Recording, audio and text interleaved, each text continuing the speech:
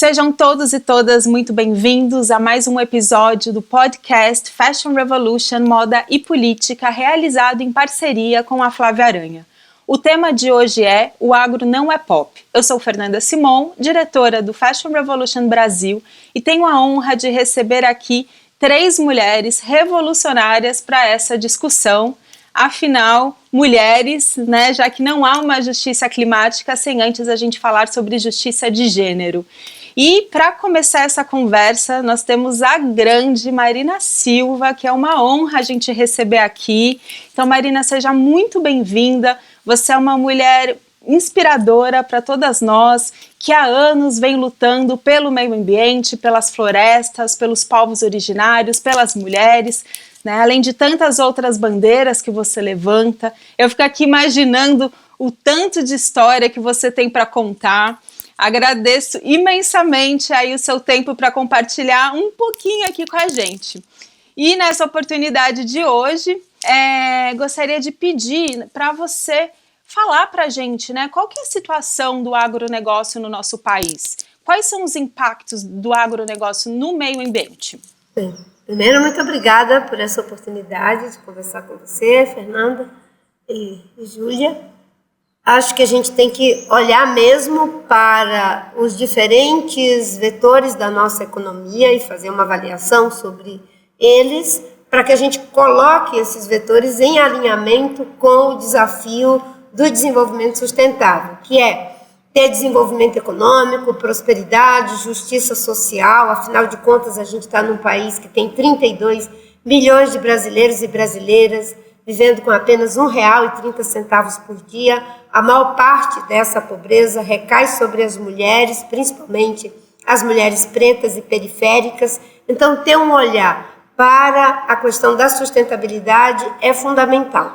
No caso do agronegócio, ele não é homogêneo. A gente sabe que uma parte do agronegócio é altamente danosa ao meio ambiente, mas existe uma outra parte que já abriu o olho e que já está procurando se ajustar aos desafios da proteção da biodiversidade, o problema da mudança climática e de refutar essa visão atrasada, predatória da maioria do agronegócio brasileiro, que ainda entende que para produzir tem que destruir florestas e expulsar os povos indígenas de suas terras. É uma pena que essa parte consciente ainda é uma minoria, e a outra parte, que é a maioria, é muito barulhenta, faz muita propaganda e muito dano ao meio ambiente. Agora, o Brasil tem condição, Fernanda, de ser um país que é, ao mesmo tempo, uma potência ambiental e uma potência agrícola. É só cumprir com aquilo que já está na lei, que já está na nossa Constituição, aumentar a produção por ganho de produtividade.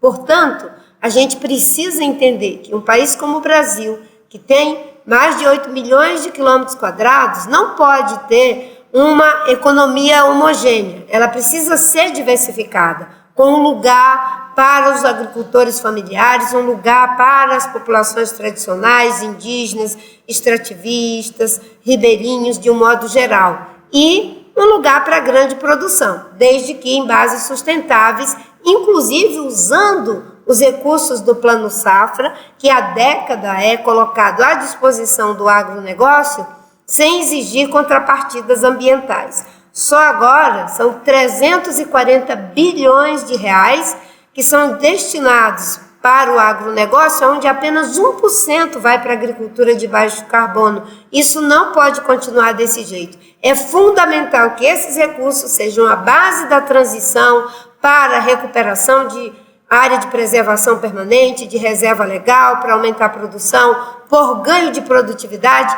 e não porque se está expandindo cada vez mais sobre floresta, seja na Amazônia, no Cerrado, na Mata Atlântica ou qualquer que seja o bioma brasileiro. Marina, então você acredita que o agro ele pode estar atrelado ao desenvolvimento mais sustentável, né? Então, para que isso aconteça, o que se é necessário neste momento? Assim que a gente vê que, na prática, de uma forma geral, isso não vem acontecendo, né? O que é preciso, nós sabemos, existe conhecimento e tecnologia, inclusive desenvolvidas pela Embrapa, que pode dobrar a produção brasileira sem precisar derrubar mais uma árvore. Hoje nós podemos sim nos comprometer com desmatamento zero. Não é desmatamento líquido zero.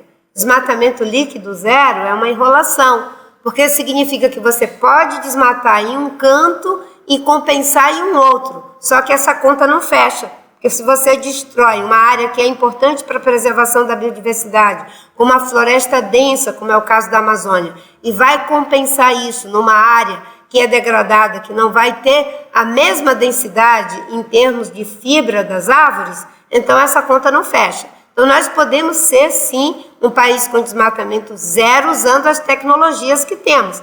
Eu costumo dizer, Fernanda, que nós já temos as respostas técnicas. O que nós não temos ainda é o compromisso político e ético de usar esse conhecimento, essa tecnologia, para evitar desmatamento e evitar que aqueles, que infelizmente são a maioria, né, ousam destruir o recurso de milhares de anos que beneficiariam a população inteira pelo lucro de poucas décadas. Isso não pode continuar. Como eu disse, é apenas uma minoria que abriu o olho, que está buscando fazer o dever de casa, e o que a gente precisa é de ter políticas públicas que façam com que a fiscalização funcione para evitar que se avance nas áreas de floresta com grilagem, com garimpo, o que quer que seja.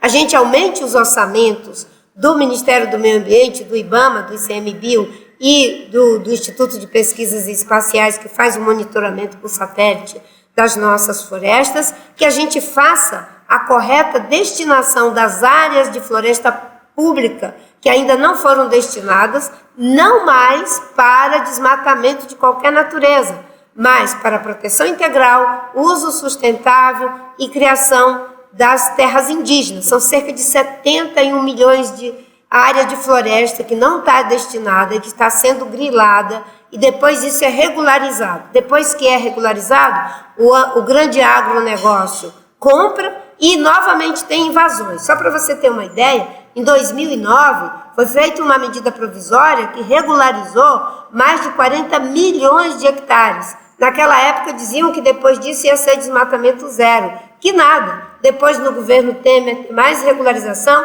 agora o Bolsonaro quer fazer mais regularização de área invadida.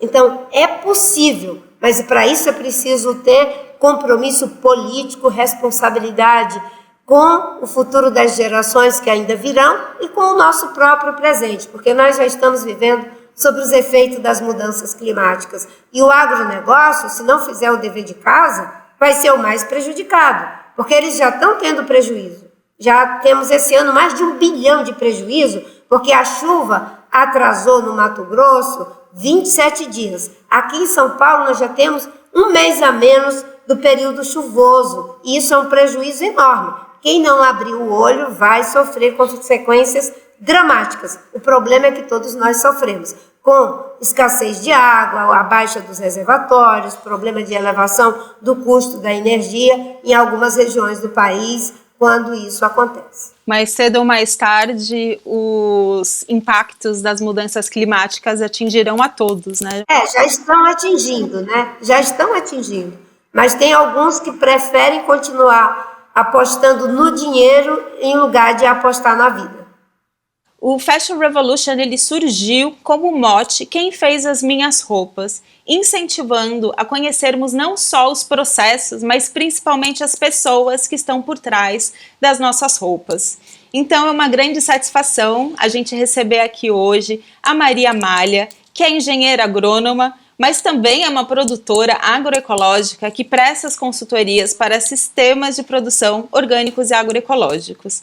Então, Amália, seja muito bem-vinda, e eu gostaria de perguntar para você, de uma forma geral, qual que é a realidade do trabalhador no campo, e principalmente das mulheres? Primeiramente, eu gostaria de agradecer, pelo convite para participar desse espaço, parabenizar também, o Fashion Revolution e a Flávia Aranha por estar promovendo esse podcast sobre moda e política, a forma como a gente se organiza,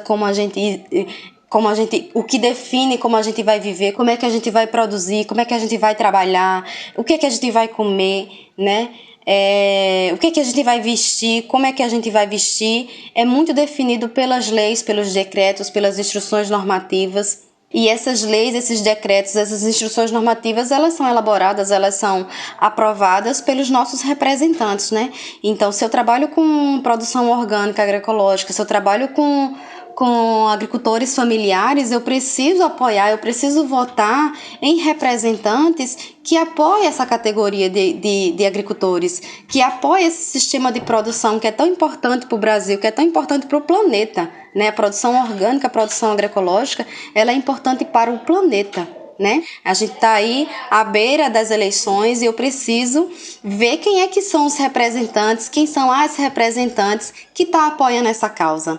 Então, parabenizar mesmo pela iniciativa de organizar essa conversa, né? Eu gostaria de me apresentar também.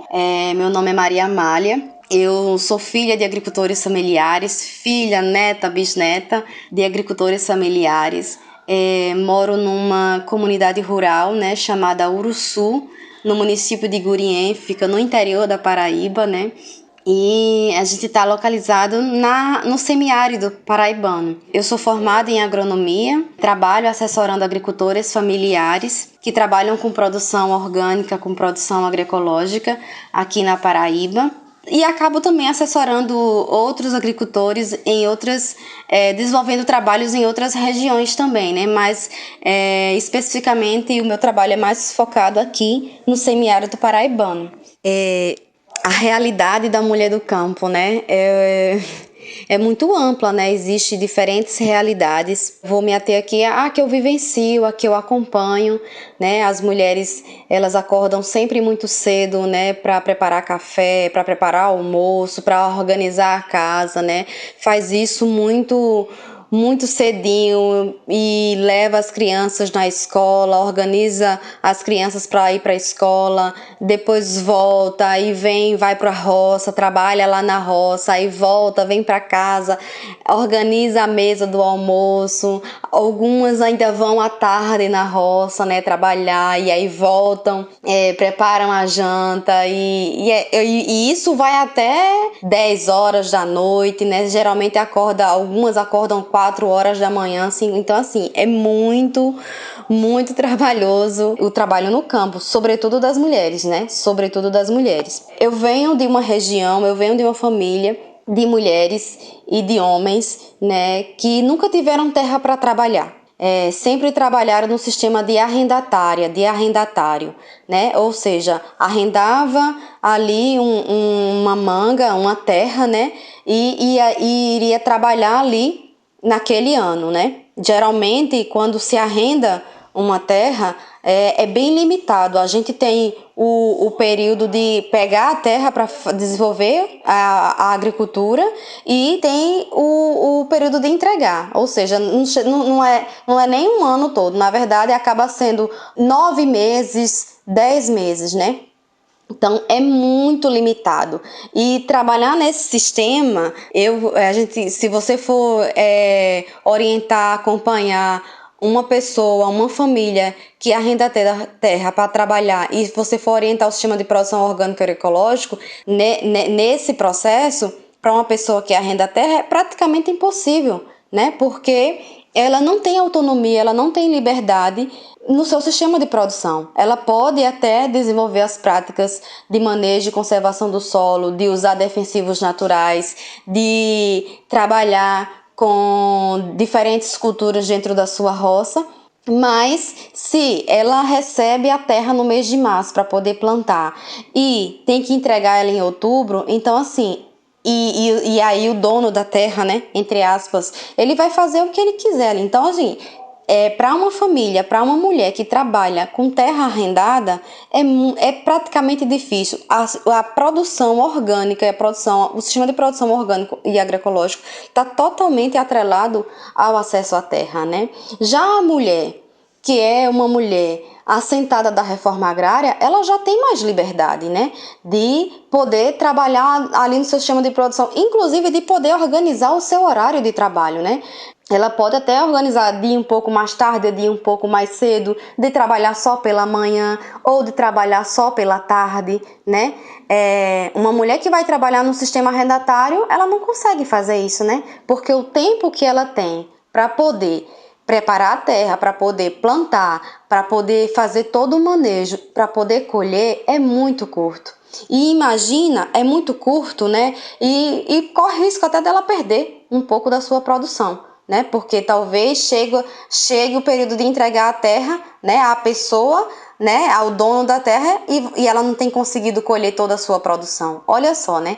Então é muito limitado. Então essa mulher que trabalha nesse sistema arrendatário vai ser muito mais complicado, vai ser muito trabalhoso e desgastante o trabalho dela e a organização dela no seu sistema de produção. Já a mulher que está lá, que conseguiu, através da política pública, né, de acesso à terra, que conseguiu ter o seu lotezinho, que conseguiu ter a sua terra para poder trabalhar, ela vai ter um pouco mais de liberdade, né, de poder produzir, de poder plantar o que ela quiser, ali de poder se organizar melhor, né? Dependendo da forma como ela vai estar organizada, é que vai definir também muito se aquele trabalho vai ser mais trabalhoso ainda, se ela vai ter mais dificuldade ou não, né? De poder se organizar.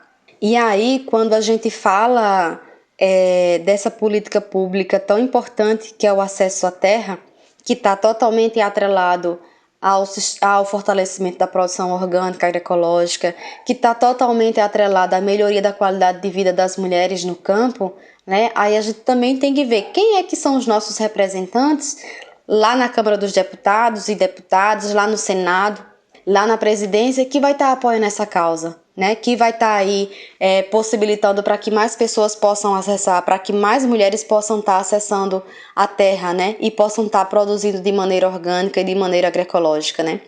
Outra coisa que está muito ligada à realidade das mulheres do campo, que assim, o trabalho é manual, a mão de obra é manual, então assim, exige muita força braçal das mulheres, exige muito tempo de dedicação à roça, né? Então, às vezes eu fico até me perguntando como é que conseguem cuidar, né, dar conta de tanto trabalho. Então, a gente também precisa pensar numa política pública de acesso a crédito, que as mulheres possam acessar crédito para poder acessar as tecnologias poupadoras de mão de obra, né? Para que otimize o trabalho dela no campo, otimize o tempo de trabalho dela no campo e minimize essa força braçal. Não precisa ser tão pesado assim, né?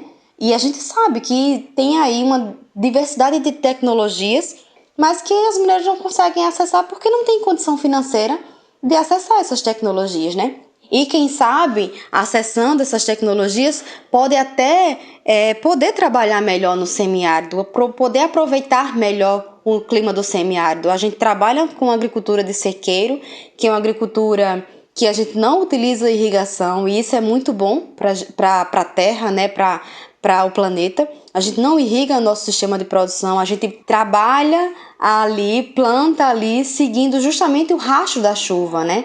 A gente tem que ser muito, muito rápido e esperto, né? Para poder não perder o nosso período de plantio, porque a gente é totalmente dependente da água da chuva, né? Então, se a gente consegue acessar as tecnologias para poder aproveitar melhor o tempo de chuva que a gente tem, a gente consegue, quem sabe, poder até produzir um pouco mais, né? Porque quando a gente vai ter acesso a essas tecnologias poupadoras de mão de obra, com certeza a gente vai poder fazer um trabalho mais rápido no campo, né? E aproveitar melhor a nossa condição climática. Bela Gil, seja muito bem-vinda. Bela, você que é uma das ativistas mais conhecidas do nosso Brasil, vem ampliando o debate sobre a alimentação saudável, que é aquela que faz bem para a terra, para quem plantou e também para quem come. E como nas roupas, né, eu costumo dizer o mesmo, que uma roupa bonita é aquela que faz bem para a terra, que faz bem para quem produziu e também para quem vestiu. Afinal, roupas e alimentos estão presentes no cotidiano de quase todos nós, não é mesmo, Bela? E ainda assim, pouco se discute sobre os processos produtivos e a falta de conscientização, falta de conhecimento e até mesmo de engajamento das pessoas de uma forma geral. Bela, então, para começar, gostaria de agradecer a sua presença, seja muito bem-vinda. E eu queria te perguntar, no seu ponto de vista, como uma ativista, como uma comunicadora, o que falta para que o conhecimento real sobre o que está por trás dos alimentos, o que está por trás das nossas sopas, esteja mais latente na nossa sociedade? Bom, primeiro, obrigada, Fernanda, e queria agradecer também a Flávia pelo convite, por essa ponte. Acho que é um assunto muito importante, como você colocou, né? Eu trago muito esse ponto de vista da alimentação verdadeiramente saudável, né? Que é aquela que faz bem para o indivíduo, mas também para a sociedade como um todo e para o meio ambiente, né? Eu falo que é a alimentação saudável a nível individual, coletivo e planetário. E eu acredito que você trouxe esse mesmo ponto de vista para a roupa, né, que faz parte do nosso cotidiano, principalmente são ainda poucas populações que não fazem uso, né, de roupa, mas quando você falou que, né, os alimentos e a roupa faz parte né, da vida de quase todo mundo, eu ia colocar, né, deveria fazer parte da vida de todo mundo, daquelas pessoas que necessitam, né, obviamente, porque tem, né, povos nativos e que não usam vestimentas ou usam algum outro tipo de vestimenta diferente do que a gente está falando aqui. Mas indo ao ponto da sua pergunta, eu acho que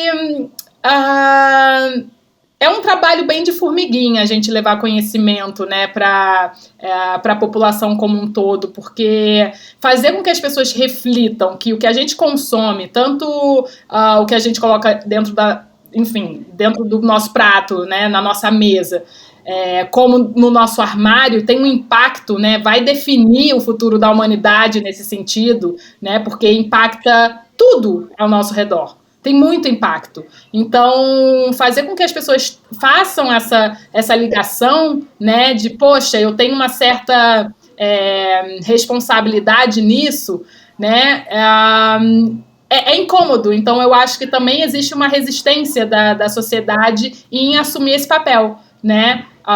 E eu não estou falando só do papel do consumidor, eu estou falando do papel do produtor também, que, né, assim, é necessário que eles, principalmente o setor do agro, né, saiba dos impactos negativos que eles, né, fazem quando trabalham e promovem uma monocultura de algodão, né, transgênico, cheia de veneno e tal e tal. Então, eu acho que quando as pessoas, né, entenderem, fizerem essa ligação de que,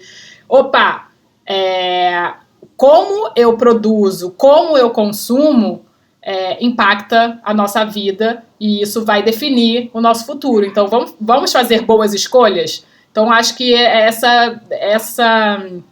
isso é o que a gente está fazendo aqui, né? Passando conhecimento, tentando fazer essa sinapse, né, na cabeça das pessoas. Mas aí vem uma outra questão que eu sei, eu entendo, só que como eu posso mudar? Como eu posso fazer? E aí vem a questão toda do acesso e tal e tal. Então, mas o fundamental, primeiro de tudo, como você colocou, é como levar conhecimento, como fazer com que as pessoas entendam, né, essa ligação da responsabilidade, do impacto e tudo mais. Então, acho que o nosso papel aqui hoje, pelo menos, acredito que é essa disseminação, né, do conhecimento. Com certeza, porque muita gente nem tem acesso ao conhecimento, à educação, e para a gente trazer essas pautas a gente precisa, inclusive até trazendo, né, o tema política, que é o nosso podcast, de políticas públicas que incentivem que esse debate aconteça em todos os espaços, né? Exatamente, não pode deixar a responsabilidade só no indivíduo, né, só no consumidor, porque muitas vezes a gente fica de mãos atadas, né? Então é necessário que o governo, que o Estado se imponha e dê limites, né, ao modo de produção, né, as questões que a gente sabe que são maléficas para o nosso meio ambiente, né, para as pessoas que trabalham na terra, para as pessoas que consomem. Então, existe uma responsabilidade aí governamental, né, muito, muito forte que a gente sabe que, né, até hoje ele, né, se absteve, digamos assim, né, é um estado um pouco parcial nesse sentido. Então, acho que a gente precisa realmente de políticas públicas mais fortes nesse sentido, pessoas que acreditem num futuro diferente e muito melhor. Esperamos essa revolução, né, em breve. Com certeza. A gente precisa, né, não tem outra saída. Amália, então você é uma mulher que é engenheira agrônoma, então você tem todo esse conhecimento e também conhece a realidade do campo e também dos agricultores orgânicos, dos agricultores agroecológicos. Eu gostaria de pedir para você contar, na prática, quais são os benefícios que você enxerga da agricultura agroecológica. As principais características de trabalho desses sistemas de produção e dessas famílias é que eles trabalham respeitando as pessoas, respeitando a terra, respeitando os animais, as plantas, né? Desenvolve práticas muito específicas nos seus sistemas de produção, trabalham com manejo e conservação do solo, trabalham com diversidade da produção, né, que é o que a gente chama de plantios consorciados. E esses plantios consorciados é uma prática que permite trabalhar com controle de inseto praga. As famílias utilizam defensivos naturais, que são caudas naturais elaboradas com matérias-primas do seu próprio roçado, produzem biofertilizantes, né, naturais, que também são produzidos a partir do que aquela unidade de produção tem, né? Então, essas famílias que também estão nos sistemas de produção, elas se organizam, participam de formações, né, constantemente, sempre estão ali debatendo o sistema de produção, comercialização, né, a forma de organização entre eles, organização social, que é um dos fatores que é muito importante, né, quando a gente está bem organizado socialmente, a gente também, a partir dessa nossa organização social, a gente também consegue melhorar o nosso sistema de produção, a nossa forma de comercialização. A gente se organiza para comercializar coletivamente, para elaborar, para formar, para organizar uma feira de produtos orgânicos, de produtos agroecológicos. As famílias que eu trabalho mais especificamente, a maioria delas são certificadas, né?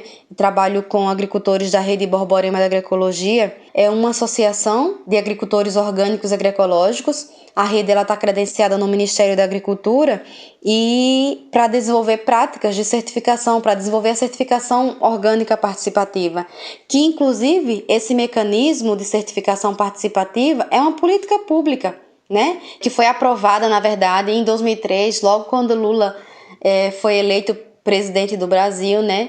E aí essa política pública é muito importante para a gente, né? Porque é um mecanismo de certificação onde os agricultores e as agricultoras fazem o seu processo, né? Não existia esse mecanismo regulamentado, né? Foi regulamentado a partir do momento que a gente elegeu uma pessoa que viu que essa política pública seria importante, né, pra gente. E o processo de certificação participativa vai bem além, né? Vai bem além da certificação, né? Porque além de certificar, ela acaba promovendo outras ações dentro da organização da rede, né? Então essa é uma política pública que ela precisa ser fortalecida, que mais pessoas possam ter acesso, né? Inclusive ela é pouco conhecida. As pessoas precisam ter acesso a essa informação para poder acessar, né, essa política pública, né? Outra coisa que é muito específico no sistema de produção orgânico agroecológico é o processo de organização para comercialização, né? De ter as feiras agroecológicas. Uma coisa que a gente está trabalhando dentro da Rede Borborema da Agroecologia é a construção da feira, né? E nessa feira, a Feira de Produtos Orgânicos da Rede Borborema da Agroecologia. E nesse pensamento da construção da feira, a gente está tentando trabalhar a venda dos nossos produtos, mas também a troca, né? Já para resgatar também esse processo antigo de comercialização e que era tão forte e que é tão agroecológico, né? Que é o que a gente chama de escambo. Então a gente fez isso na primeira feira de produtos orgânicos da Rede Borborema de Agroecologia e assim, o processo de troca de produtos entre nós, entre agricultores e agricultoras foi muito bonito, né? Muito bonito mesmo. Outra coisa que a gente está tentando resgatar, está sendo trabalhado, né? Mas está acontecendo, mas que a gente acha que precisa ser melhorado, é o trabalho coletivo, né? O trabalho coletivo nas roças, né? Eu acho que precisa ser fortalecido, que era também um trabalho que existia muito no passado, né? Os agricultores, as famílias trabalhavam muito em mutirões, trabalhavam muito trocando mão de obra. Um dia ia trabalhar no roçado de um, outro dia se organizava para trabalhar no roçado do outro, né? Então a gente também está tentando resgatar esse trabalho, né? Precisa ser fortalecido. Está acontecendo, mas é muito tímido ainda, né? E precisa ser fortalecido. Outra coisa que é muito característico da produção orgânica, da produção agroecológica, principalmente, né, das que são da que é desenvolvida pelos agricultores familiares, em relação ao valor do produto, né, ao preço justo. A gente sempre busca orientar as famílias agricultoras a comercializar os seus produtos por um preço justo, né? E existe uma polêmica de que esses produtos são produtos que são caros, né? Que muitas pessoas, muitas famílias não vão conseguir acessar, né? Mas o que o consumidor precisa também avaliar, refletir, é onde está sendo buscado esse produto, né? Porque quanto mais o consumidor se aproxima dos agricultores familiares para comprar diretamente, sem a participação de intermediário, né? Com certeza o valor desse produto vai ser muito mais acessível para o consumidor. Então, se eu vou comprar produtos orgânicos agroecológicos nas feiras agroecológicas, nos estabelecimentos que são geridos por agricultores familiares, com certeza esses produtos são produtos muito acessíveis, né? Agora, se eu for comprar em uma rede de supermercados lá os produtos orgânicos agroecológicos, o número de intermediários que tem para que esse produto chegue naquela rede de supermercado vai, consequentemente, encarecer aquele produto, né? E pode ser que aquele produto que esteja em uma rede de supermercado, que é um produto orgânico, pode ser que o valor que foi pago para a família agricultora talvez não seja um valor justo. E é bem fácil da gente visualizar isso, né? Basta a gente pegar e ir numa feira de produtos orgânicos e produtos agroecológicos, que a maioria dessas feiras são geridas pelos próprios agricultores, né? Então, o consumidor consciente, se ela pensa em apoiar a produção orgânica agroecológica, se ela pensa em apoiar a agricultura familiar, né, que é quem coloca comida de verdade na mesa dos brasileiros e das brasileiras, né? Um ponto muito importante é em relação a onde você está comprando o seu alimento. Então, assim, é muito interessante que a gente apoie esses mecanismos de comercialização que tem em todo o Brasil, né? Você pode fazer uma pesquisa no seu estado, com certeza você vai encontrar algum ponto de feiras agroecológicas, de feiras orgânicas. Tem espaços também fixos de comercialização, também distribuídos nos estados, que são geridos por organizações, por movimentos da agricultura familiar.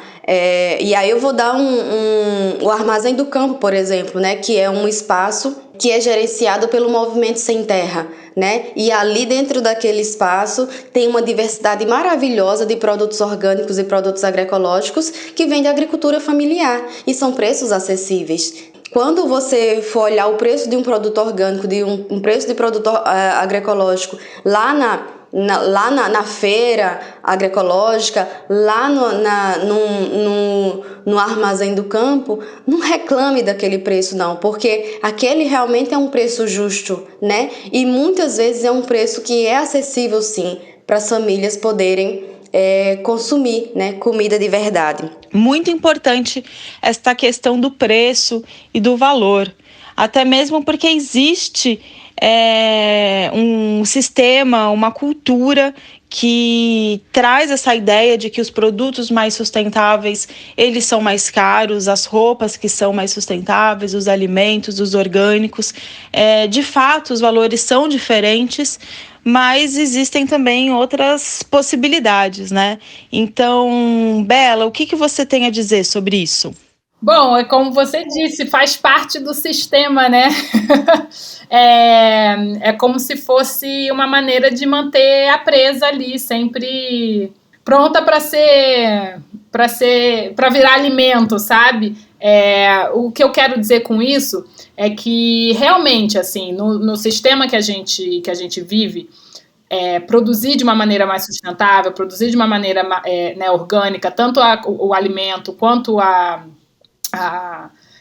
moda. A gente tem né, o slow food, por exemplo, a gente fala muito no slow food, né, que preza por uma comida boa, limpa e justa, né, e o justo está muito relacionado a essa questão do preço e do valor, né, o preço que a gente enxerga ali na prateleira do supermercado, quando a gente fala de um alimento, não necessariamente está refletindo no valor daquele produto, né, daquele alimento, né, o valor agregado de um alimento orgânico é enorme, é gigante, né, e as externalidades de um alimento ultraprocessado também é enorme.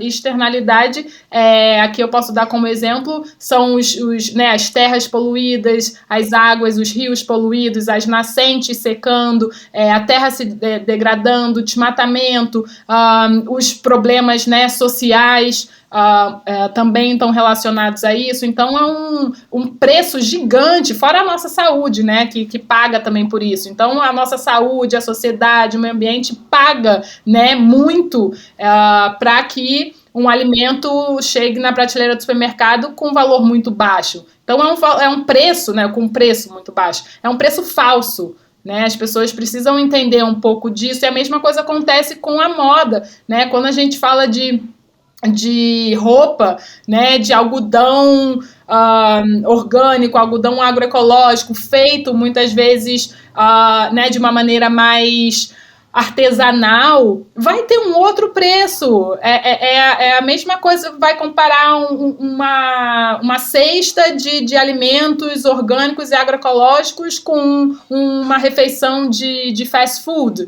É a mesma coisa com uma sacola de compras de roupa, né, artesanal, maravilhosa, e uma sacola de fast fashion. A gente precisa entender o que está por trás disso, qual é a linha de produção, né, da fast fashion, por exemplo. Quem é que está pagando, né, quem é que está pagando para aquela roupa chegar na prateleira do supermercado, da loja de departamento, com um preço muito baixo. Né? A gente sabe que vida de mulheres mulheres estão pagando muitas vezes com suas vidas, né? Por isso. Então, falar de preço é muito importante e a gente precisa, com certeza, fazer com que a população, né, entenda a lógica, entenda a dinâmica, entenda como, né, que aquilo é produzido e o porquê e o porquê do preço final. Então, eu concordo que hoje, na lógica do sistema capitalista que a gente vive, o alimento, né, orgânico ou a roupa, né, que vem de algodão orgânico ou agroecológico vai ser mais caro. Claro, porque o Brasil ele isenta, né, o setor de agrotóxico, né, de impostos. Qualquer outro setor paga 35% de imposto. Né, o setor dos agrotóxicos paga 5%, né, tem isenção de 30%. Só nisso já sai um cultivo, né, convencional que utiliza agrotóxicos já tem um valor, né, reduzido. O Brasil subsidia esse tipo de produção e não investe em outros tipos, né, de produções mais agroecológicas. Quando investe é muito pouco. Até, né, no governo anterior se investiu bastante, inclusive, mas ainda é muito pouco. Então a gente tem que mudar de direção, de direcionamento. A gente tem que entender para onde a gente tem que investir. A gente quer investir em quê, para quê, que futuro a gente quer plantar, né? Realmente. Então eu acho que quando a gente fala discute, né, preço, valor, é uma discussão muito válida, e não... E, assim, a gente tem a oportunidade de estar aqui discutindo, né, sobre isso, e a gente tem a oportunidade, a opção, né, de escolher. E isso eu acho um privilégio enorme, né? Eu poder escolher comprar de marcas que eu admiro, que fazem um trabalho lindo, e que eu sei que é mais caro, mas eu estou fazendo isso não só por mim, eu faço isso, né, pela sociedade. Mas e quem não pode, né? Quem não pode tá ali, tá condenado a comprar uma roupa que a gente sabe que estraga, né, o mundo. Então, é muito triste essa realidade, né, da maior parte da população estar presa, né, nesse sistema. Por isso que eu falei, realmente as pessoas ficam... o povo, né, é a presa da elite capitalista hegemônica que a gente sabe que está aí dominando e destruindo o mundo. Então a gente precisa realmente dessa revolução para poder mudar. E Bela, e você acredita que é possível uma alimentação saudável para todos? Eu acredito. Quando a gente mudar bastante coisa, eu acredito muito nessa democratização, né, da alimentação saudável. Eu luto por ela, mas obviamente eu como indivíduo não posso fazer isso acontecer. É um trabalho que eu acho que o conhecimento, a disseminação do conhecimento pode ajudar as pessoas a fazerem escolhas melhores, né? Principalmente aquelas que têm acesso. Então, eu acredito que, enfim, essa disseminação do conhecimento é muito importante para que as pessoas que possam fazer escolhas melhores realmente façam. Mas eu acho que esse papel individual, né, de passagem de conhecimento, da gente tomar essa responsabilidade como uma responsabilidade nossa, né, do indivíduo, também só vai até um certo lugar, porque a gente precisa criar acesso, a gente precisa fazer com que todas as pessoas possam comprar comida saudável, né? Todos e todas possam, né, comer bem. Esse é o objetivo. E isso a gente não faz sozinho. A gente precisa de políticas públicas, a gente precisa dessa mudança de lógica, né, de economia. Quando a Amália estava falando dos agricultores, né, da reforma agrária, por exemplo, eu só acredito que a gente, né, eu acredito que a gente só vai conseguir uma democratização da alimentação saudável quando a gente democratizar o acesso à terra, porque a comida vem da terra. Então, enquanto a gente tiver essa concentração de terra absurda que a gente presencia no Brasil, né? O Brasil é um dos países com maior concentração de terra do mundo, se não o segundo, terceiro, né, país com maior concentração de terra. Isso não vai mudar, essa realidade não vai mudar, né? Os produtores que querem produzir de maneira orgânica, agroecológica, não vão poder, porque, como a Amália estava falando, né, arrendam a terra de um produtor que utiliza, né, que tem monocultura transgênica, que utiliza agrotóxico. Então, a gente precisa dar acesso à terra, aquilo que produz o nosso alimento, produz a nossa roupa. Enquanto a gente não tiver isso, eu acho muito difícil. Então, políticas públicas são necessárias, né, para que a gente faça uma boa distribuição de terra, né? A reforma agrária ela precisa acontecer no Brasil de verdade, efetivamente, né? Eu acho que é um dos primeiros passos. E depois a gente fomenta, né, cria e fomenta e fortalece políticas públicas também já existentes que ajudem na distribuição, né, justa da alimentação dos alimentos, porque produção de comida a gente tem suficiente para matar a fome do mundo. As pessoas passam fome porque é um projeto político, né? A gente está vendo agora nesse governo o governo que trouxe o Brasil, colocou o Brasil de novo no mapa da fome, agora está dando migalha de R$600 para o povo, para poder ganhar voto. Então, se isso não é um projeto claro, de fome no Brasil, eu não sei o que é. Maravilhoso. Marina, e na moda, nós aqui o Brasil somos grandes produtores de algodão, estamos entre os 5 maiores produtores de algodão do mundo. O setor da moda, inclusive, vê isso como uma grande oportunidade de crescimento. Mas esse é um algodão que ele é produzido pelo agronegócio, né? Quando a gente olha para a produção de algodão orgânico, de produção de algodão agroecológico, esse representa menos de 1%. E quando a gente conversa com os produtores, inclusive temos aqui na nossa conversa a Maria Amália, que diz que esses produtores quase não têm nem apoio. Então, o que você tem a dizer sobre essa produção de algodão no Brasil? O que nós podemos fazer, tanto como sociedade civil, e para apoiar, que esses números também representem esses pequenos produtores? Uma coisa muito importante. Primeiro, os pequenos produtores, eles são os responsáveis pela maior parte do alimento que vem para a nossa mesa.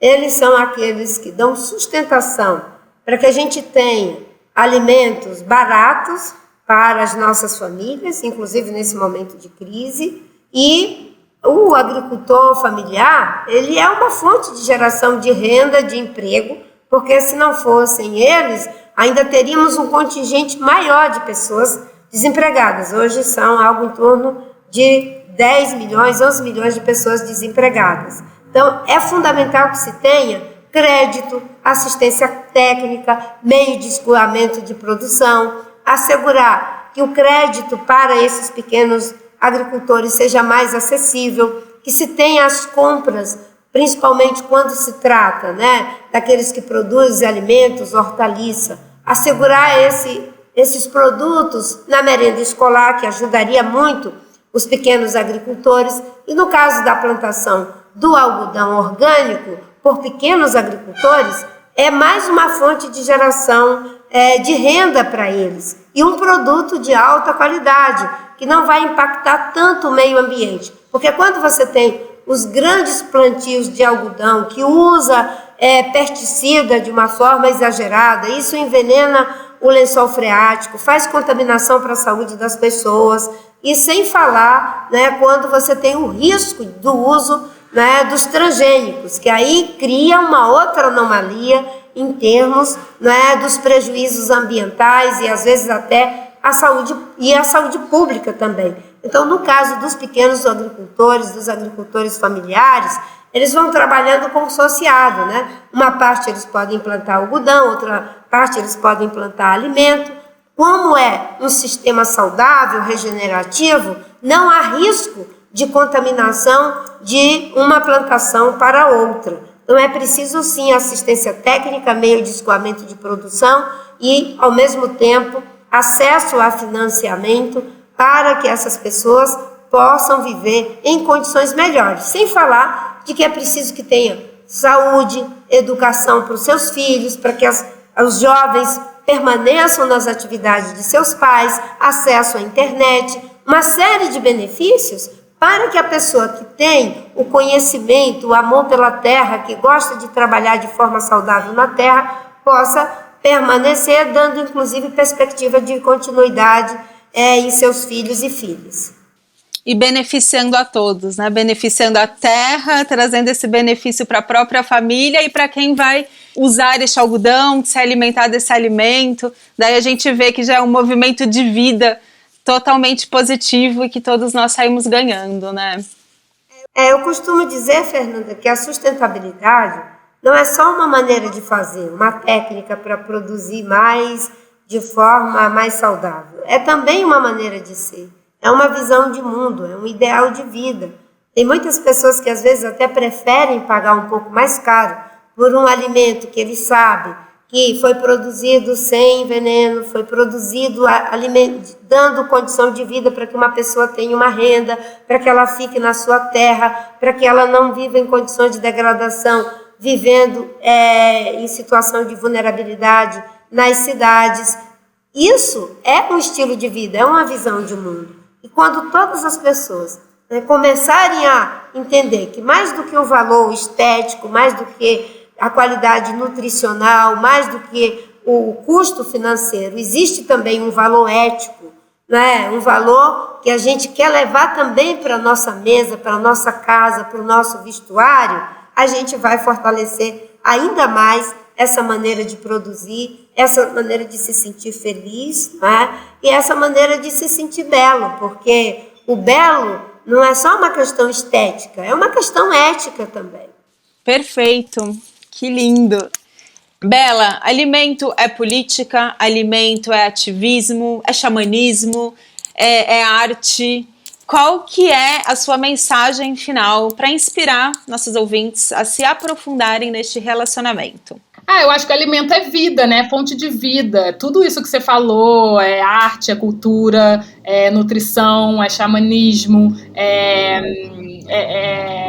tudo isso. E eu acho que tudo isso está resumido, né? Tá dentro do que a gente chama de vida, né? De bem viver, de viver, e não necessariamente sobreviver. Por isso que eu acho muito importante isso que você trouxe, né? Da gente falar da democratização da alimentação saudável, fazer com que todas as pessoas possam comer bem, fazer com que todas as pessoas possam se vestir bem, né? Também, porque a gente não quer sobreviver, ninguém quer aqui, né, ficar lutando para viver, a gente quer poder viver. Eu acho que a alimentação, o alimento saudável, o alimento, né, limpo, aquele alimento justo, aquele alimento, né, gostoso, ele é fonte de vida. Então, e a nossa, né, o alimento, nossa né, primeira fonte de vida, assim. Então eu acho que a comida, ela é muito simbólica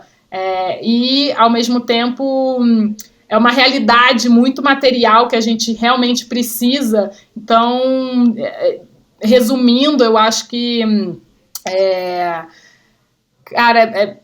o alimento, ele é vida, ele é essa necessidade básica que pode transformar o mundo. Realmente. De tão básico, ele é uma ferramenta poderosíssima de transformação. Maravilha! A Júlia, da nossa equipe de comunicação, que criou este podcast, inclusive, ela trouxe a ideia de que todas as mulheres que participarem trazerem uma outra mulher para que os nossos ouvintes sigam essa mulher. Então a gente gostaria de pedir para você indicar uma mulher.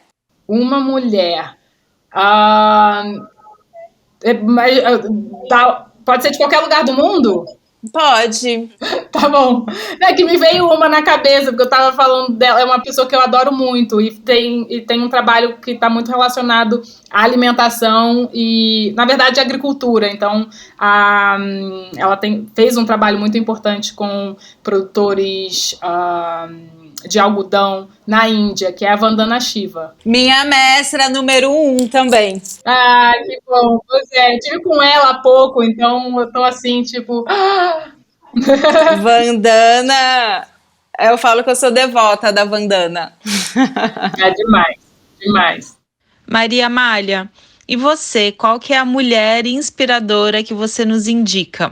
Então, para finalizar, para concluir a minha participação, eu gostaria novamente de agradecer e reforçar a importância desse espaço de discussão sobre política, né, sobre moda e política, e tem tudo a ver com o que a gente foi falado, conversado durante esse podcast, e falar da importância desse movimento continuar, né, porque quanto mais informação chegar nas pessoas, melhor, porque a gente consegue se organizar melhor e a gente consegue se movimentar, né, dentro da nossa realidade, dentro das nossas possibilidades. E eu gostaria de indicar os perfis de dois Instagrams, né? Um perfil é o da coletiva Nossa Voz, que é uma mandata coletiva, né, formada por 4 mulheres poderosas, né? A coletiva Nossa Voz é do Partido dos Trabalhadores e Trabalhadoras Rurais, né? E está aí se dispondo a concorrer um cargo na Câmara de Deputados, né, e deputadas, né, na Câmara Federal.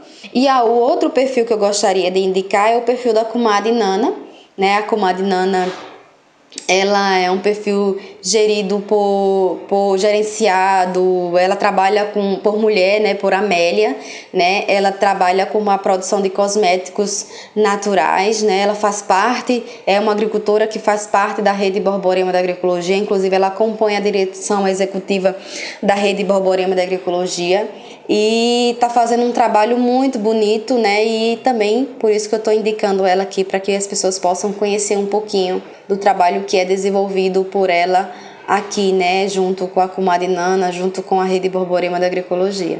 E muito obrigada. E seguindo nesta corrente positiva de fortalecimento das mulheres, eu queria te perguntar, Marina, qual mulher que você nos sugere para que a gente conheça o trabalho e para que a gente siga?